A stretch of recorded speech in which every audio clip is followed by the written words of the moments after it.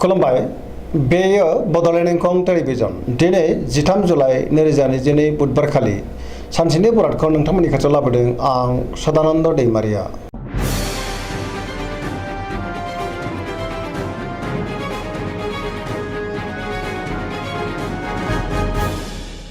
सिगां फरायनो लादों मेष राशि गिबि हांखो अ ल दिनैनि साना बारा मोजां नङा। बयजोंबो गोरोबनो रोंनाय नङा। मावनो लानाय खामानिखौ मावफुंनो गोब्राब जागोन। गोसोखौ दिनै जोबोर गुलाय गुजाय मोनगोन। गोसोआव जिंगायाबो बांनो हागौ। देहाया दिनै मोजाङै थागोन अब्लाबो नाथाय जानाय लोंनायाव सांग्रां जानांगोन। बहानिफ्रायबा गाज्रि खौरांबो फैनो हागौ।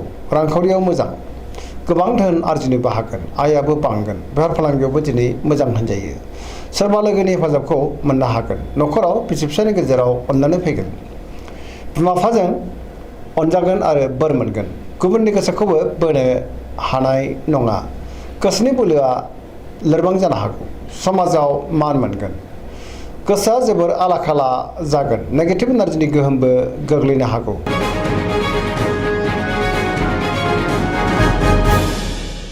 वृष राशि गिबि हांखो इ उ ब दिनैनि साना बारा मोजां नङा। गुबुननि थाखाय जिंगायाव गोग्लैनांनोबो हागौ।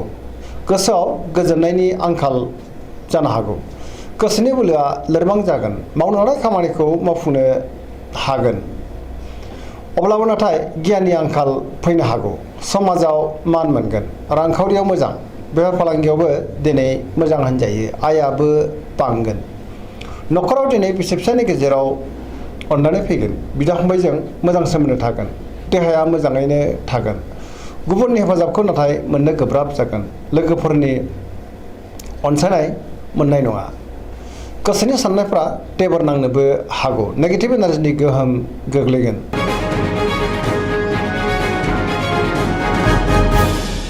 मिथुन राशि गिबि हांखो क स दिनैनि साना मोजां आरो गाज्रिनि गेजेरजों बाबेनलांगोन। नेगेटिभ एनार्जिनि गोहोम गोग्लैनो हागौ। मोनफ्रोमबो बिथिङावनो माबा नङा माबा मोनसे हेंथा फैनोबो हागौ।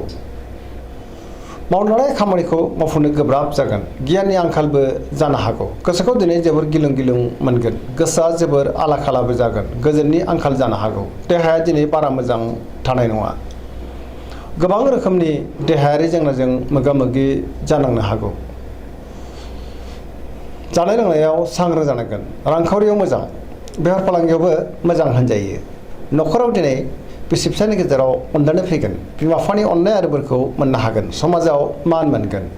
अब्लाबो नाथाय गोसोनि बोलोआ लोरबां जागोन। गोसोनि साननायफोरा देबर नांनोबो हागौ। मावनो लानाय खामानिखौ मावफुंनोबो हागोन। नाथाय अब्लाबो सोरबा लोगोजों एना एनि जानोबो हागौ। सोरजोंबा रायखोमा जानोबो हागौ। सांग्रां जानाया गाहाम। गुबुनजों मोजां सोमोन्दो लाखिनो गोब्राब जागोन। लाइमोनफोरनि गोसोआ दिनै जोबोर आला खाला जागोन।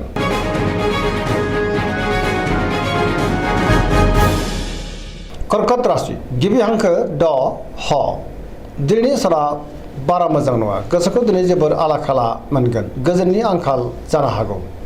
सोरबा लोगोजों रायखोमा जानोबो हागौ। गोसोनि साननायफ्रा टेबोर नांगोन। गोसोआव नेगेटिभ साननाय फैगोन। गोथों आरो गोग्गो साननो रोंनाय नङा। गियाननि आंखाल जानोबो हागौ। मावनो लानाय खामानिखौ मावफुंनो हागोन। रांखावरियाव मोजां। बेफार फालांगियावबो मोजां। न'खराव अननानै फैगोन। समाजाव लोगो लेवा बांनोबो हागौ। देहाया दिनै बारा मोजां थानाय नङा। जानाय लोंनायाव सांग्रां जानांगोन। गुबुननि हेफाजाबखौ मोननो हागोन। फरायसाफ्रा दिनै फरायनायाव गोसो दुंखांगोन आरो मोजां फिथाइ मोननोबो हागोन। नाथाय अब्लाबो नेगेटिभ एनार्जिनि गोहोमबो गोग्लैनो हागौ। सांग्रां जानाया गाहाम।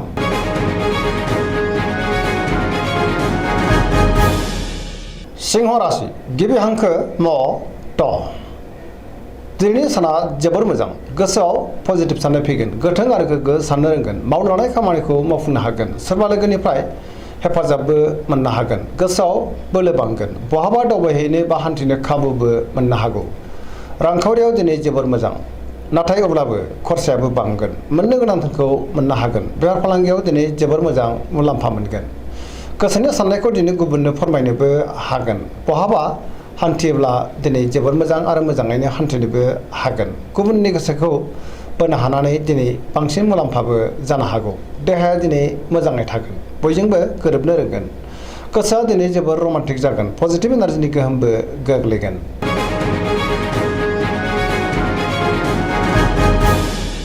कन्या राशि गिबि हांखो प ट। दिनैनि साना जोबोर मोजां। गुबुनजों मोजां सोमोन्दो लाखिनो रोंगोन आरो अनसायजागोन। गोसोआव पजिटिभ साननाय फैगोन, गोथों आरो गोग्गो साननो रोंगोन। गियाननि आंखाल जानाय नङा। मोनफ्रोमबो बिथिङावनो दिनै जाफुंसारगोन। रांखावरियाव दिनै जोबोर मोजां, अब्लाबो नाथाय खरसायाबो बांगोन। बेफार फालांगियाव जोबोर मोजां मुलाम्फा मोननो हागोन। देहाया मोजाङै थागोन। गोबां मुंदांखा सुबुंजों दिनै लोगो मोनज्लायनो हागौ। न'खराव अनलायनाय फैगोन, सोरजोंबा बाख्नायजानोबो हागौ। गोसोखौ दिनै जोबोर गोजोननाय मोनगोन, पजिटिभ एनार्जिनि गोहोम गोग्लैगोन। लाइमोनफोरनि गोसोआ दिनै जोबोर रमान्टिक जागोन आरो गावबा गावनि गोसोनि साननायखौ फोरमायलायनोबो हागोन।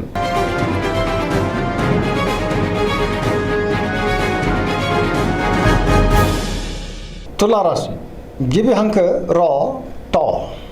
दिनैनि साना जोबोर मोजां। गोसोखौ दिनै जोबोर गोजोननाय मोनगोन। गोबां रोखोमनि जेंनाखौ दिनै सुस्रांनोबो हागोन। गोग्गो गियाननि आंखाल जानाय नङा। गोथों आरो गोग्गो साननो रोंगोन। गोसोनि साननायफ्रा जाफुंगोन, गोसोनि बोलोआबो बांगोन। मावनो लानाय खामानिखौ थि समावनो आरो गोरलैयैनो मावफुंनोबो हागोन। देहाया दिनै मोजाङै थागोन। रांखावरियाव जोबोर मोजां। मोननो गोनां धोनखौ मोननो हागोन, आरजिनो धोनखौबो दोनथुमनो हागोन। न'खराव बिसि फिसायनि गेजेराव अनलायनाय फैगोन। बेफार फालांगियाव जोबोर मोजां मुलाम्फा मोनगोन। गुबुननि गोसोखौ दिनै गोरलैयैनो बोनोबो हागोन। लोगोफोरनि हेफाजाबखौबो मोननो हागोन। गोदान थांखि लानो रोंगोन। सेंग्रा सिख्लाफोरनि गोसोआ दिनै जोबोर रमान्टिक जागोन आरो गावबा गावनि गोसोनि साननायफोरखौबो फोरमायलायनो हागोन। पजिटिभ एनार्जिनि गोहोमबो गोग्लैगोन।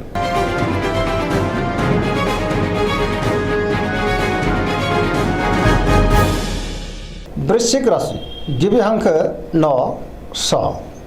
दिनैनि साना बारा मोजां नङा। नेगेटिभ एनार्जिनि गोहोम गोग्लैनो हागौ। समाजाव लोगो लेवा बांगोन, नाथाय अब्लाबो सोरजोंबा रायखोमा जानोबो हागौ। सोरबा गोजाम लोगोजों बहाबा लोगो मोनज्लायनो हागौ। गोसोआव गोग्गो आरो गोथों साननाय फैगोन। मावनो लानाय खामानिखौ थि समावनो आरो गोरलैयैनो मावफुंनोबो हागोन। समाजाव मान बांगोन।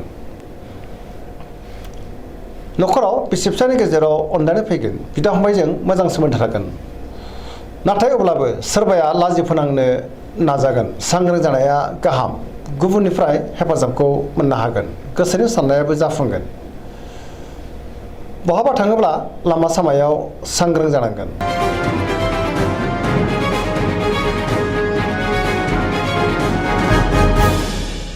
धनु राशि गिबि हांखो ध फ भ। दिनैनि साना मोजां आरो गाज्रिनि गेजेरजों बाबेनलांगोन। गोसोआ जोबोर गिलुं गिलुं जागोन। मावनो लानाय खामानिखौ थि समावनो मावफुंनो गोब्राब जागोन। माबा नङा माबा मोनसे हेंथा फैनोबो हागौ। गोसोनि साननायफ्रा देबार नांगोन। रांखावरियाव दिनै बारा मोजां नङा। मोननो गोनांफोरखौ दिनै मोननो गोब्राब जागोन। बेफार फालांगियावबो बारा मोजां नङा। गोबां खहा जानांनो हागौ। सांग्रां जानाया गाहाम। समाजाव मान मोनगोन। बहाबा हान्थियोब्ला लामा सामायाव दिनै मोजाङैनो हान्थिनो हागोन। देहाया मोजाङै थागोन। न'खराव बिसि फिसायनि गेजेराव एना एनिबो फैनो हागौ, नाथाय अब्लाबो बिदा फंबायजों मोजां सोमोन्दो थागोन। बहानिफ्रायबा गाज्रि खौरांबो फैनो हागौ। लाइमोनफोरनि गोसोआ दिनै जोबोर आला खाला जागोन।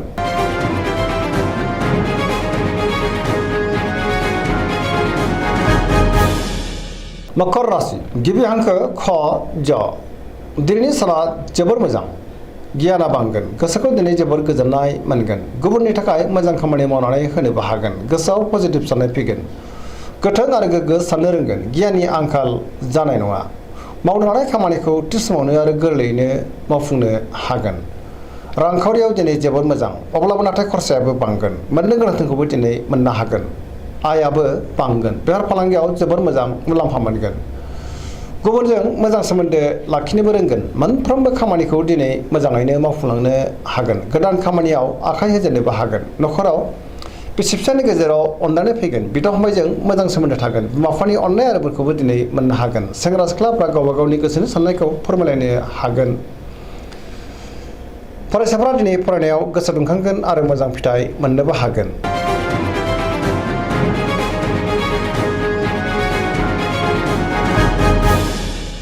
कुम्भ राशि गिबि हांखो ग स दिनैनि साना जोबोर मोजां गोसोखौ दिनै जोबोर गोजोननाय मोनगोन गोजोननि आंखाल जानाय नङा सोरजोंबा बाख्नाय जानोबो हागौ मावनो लानाय खामानिखौ थि समावनो आरो गोरलैयैनो मावफुंनोबो हागोन बहानिफ्रायबा मोजां खौरां फैनोबो हागौ समाजाव गोबां मान मोनगोन बयजोंबो अनसायजागोन गोबां मुंदांखा सुबुंजों दिनै लोगो मोनज्लायनोबो हागौ रांखावरियाव मोजां गोबां धोन आरजिनो हागोन देहायाबो दिनै मोजां होनजायो न'खराव अननानै फैगोन बिदा फंबायजों मोजां सोमोन्दो थागोन गुबुननि हेफाजाबखौबो दिनै मोननो हागोन बहाबा दावबायहैनो खाबुबो मोननो हागौ आरो मोजाङैनो हान्थिनोबो हागोन पजिटिभ एनार्जिनि गोहोमबो गोग्लैगोन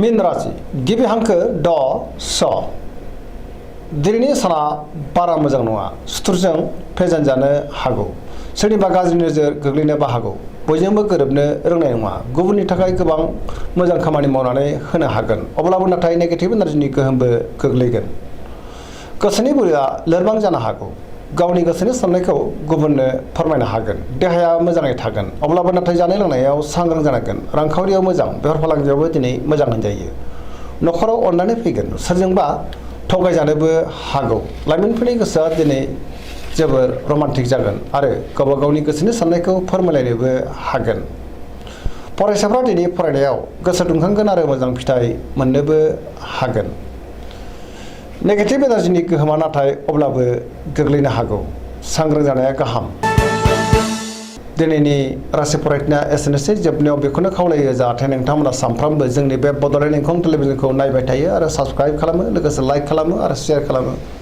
एसेनोसै गोजोन्थों